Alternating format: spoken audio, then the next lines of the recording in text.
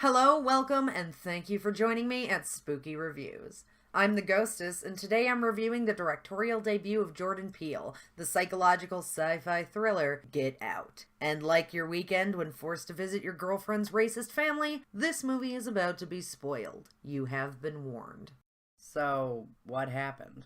We open on an African-American man lost in the suburbs, followed by a car with tinted windows and then attacked by a driver wearing a knight's helmet. We then meet our star of the movie, photographer Chris Washington, played by Daniel Kaluuya, who is preparing for a trip to meet the parents of his girlfriend, Rose Armitage. On the way up to their estate, they hit a deer, and the cop who comes to investigate is a bit of a racist douchebag. When they reach the house, Chris is immediately put out of his comfort zone when he notices the Armitages have two black servants, Walt and Georgina, who act strange and speak with a non-vernacular. Neurosurgeon dad, Dean Armitage, played by Bradley Whitfield, gives Chris a tour of the house, explaining that Grandpa Armitage was beat by Jesse Owens to compete in the Berlin Olympics. Therapist mom Missy Armitage, played by Catherine Keener, is avidly against smoking and offers to hypnotize Chris out of his habit, but he declines. After the first night, Chris goes out for a smoke and is scared by a sprinting Walt and a creepily admiring her own reflection, Georgina. Missy catches him on the way back inside, tricking him into being hypnotized by her stirring teacup, and brings him back to the day when his mother was hit by a car and he was paralyzed by fear and sat watching TV instead of trying to look for her. She then causes him to sink back into his mind into this paralyzed state, or the sunken place, where he can see through his eyes but is unable to move. But it turns out it's all a dream! Or is it? It isn't! The family throws an annual get-together where all the guests ask the kind of awkward questions white people ask black people. When he sees another black person, introduced as Logan, Chris tries to talk to him but feels there's something very off yet familiar about the man. Chris goes inside and notices his phone is again disconnected from the charger, causing the cell to die, making it difficult for him to contact his friend, TSA agent Rod Williams, who thinks everything Chris describes to him is creepy. When he confronts Georgina about it, she acts very strange and cries single tears while smiling cheerfully. Later, he takes a photo of Logan at the party to send to Rod, seemingly snapping the man out of a trance, and, terrified, he warns Chris to get out. The moment gets passed off as epilepsy, which Missy conveniently treats, causing Chris to become more suspicious. Chris urges Rose to leave, confessing the thing about his mother and explaining the weirdness going on, while the rest of the party gathers for a round of bingo, where bingo means slave auction and Chris is on the block, the winner being a blind art dealer who is interested in Chris's work, played by Stephen Brute. A phone call from Rod reveals that the photo of Logan was actually their old friend Andre, who's been missing, and Rod believes everyone is brainwashed. Chris insists they leave immediately and then gets distracted by a tiny open door.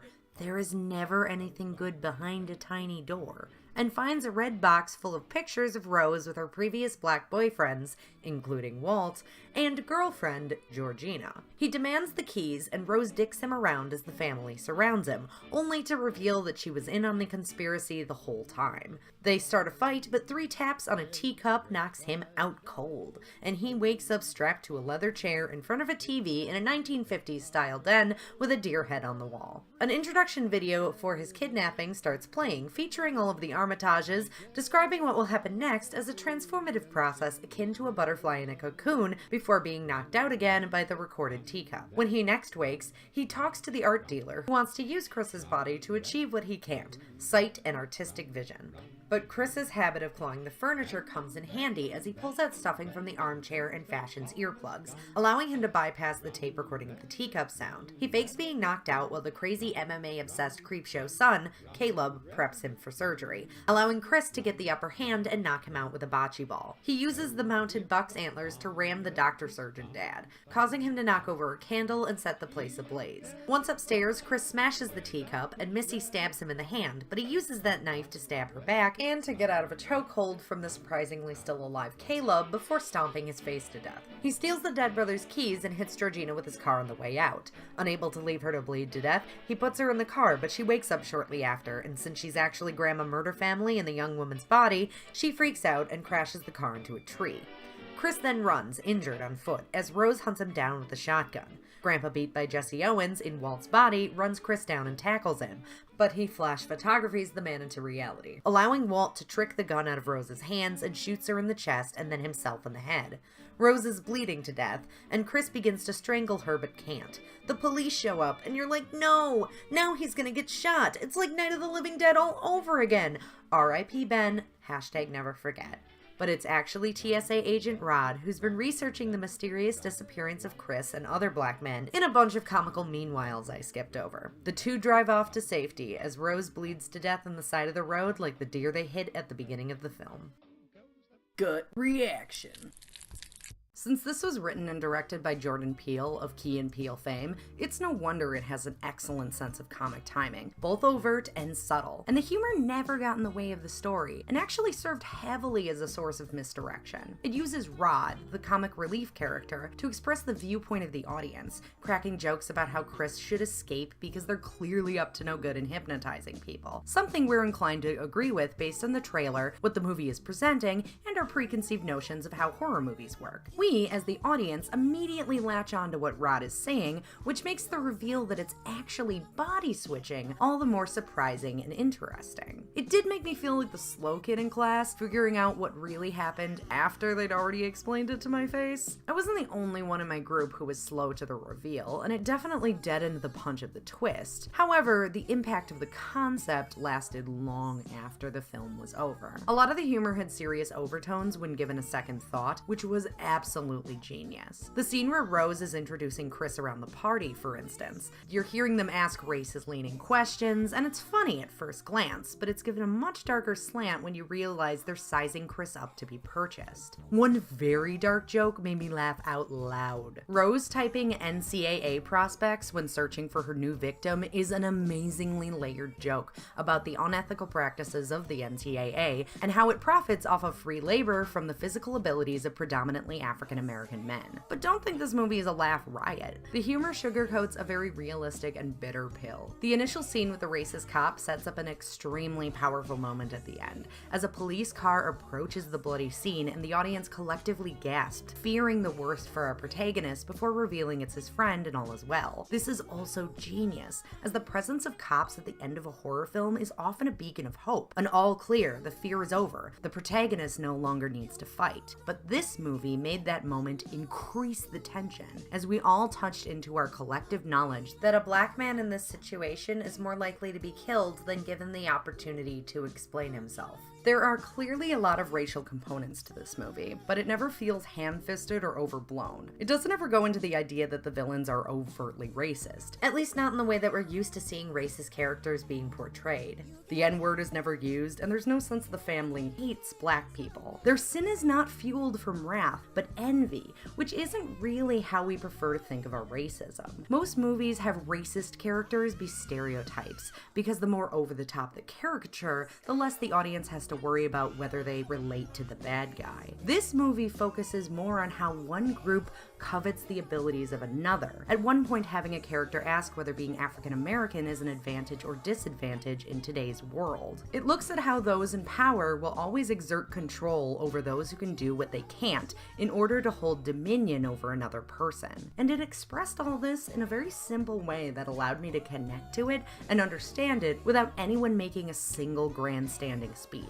But what about the horror, you say? This movie does a great job at being spooky. It uses light and shadow to create a quiet and uncomfortable environment. There are a lot of amazing visuals, and the idea of being trapped inside your own body with someone else's consciousness controlling you is horrifying, and this movie shows that fantastically through the intense acting performances. Seriously, there are a lot of moments where people are playing almost two parts simultaneously, and it uses this to tell the story very well. And the way it unravels the plot points, letting each twist unwind slowly. Little things mixed together make an atmosphere of pure terror. The lighting, editing, sound, and set design. There are a lot of little touches that aren't explained, but it adds to the overall package. The jump scares never felt aggressive or excessive. While I wouldn't say I was screaming or gasping, I was emotionally invested in what happened the entire time, and it kept me at the edge of my seat. It's more freaky than scary, but the way it unsettles unsettled me will last a lot longer than 1,000 shrieks at loud noises and something jumping at me across the screen. 30 seconds for best bits, go!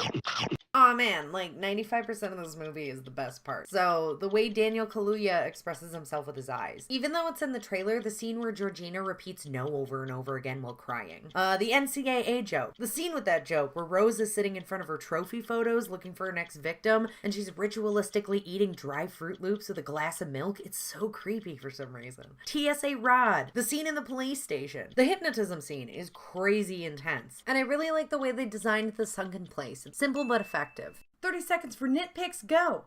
How does he get the cotton balls in his ears when his hands are strapped to the chair? Was it really necessary to have a portrait of him printed out for the auction? Wouldn't that really rouse suspicion if he stumbled upon that while he was walking around the house earlier? Has anyone in a movie ever chopped wood in a scene without it being menacing? Why was the son the only one with an accent? So no one had ever taken a picture of a body-switched person before? They know Chris is a photographer and they never try to take away his camera, so yeah, I don't think they knew that was gonna happen. Was the excessive amount of candles in this movie a satire on white people? Because why else would you have them in your operating room?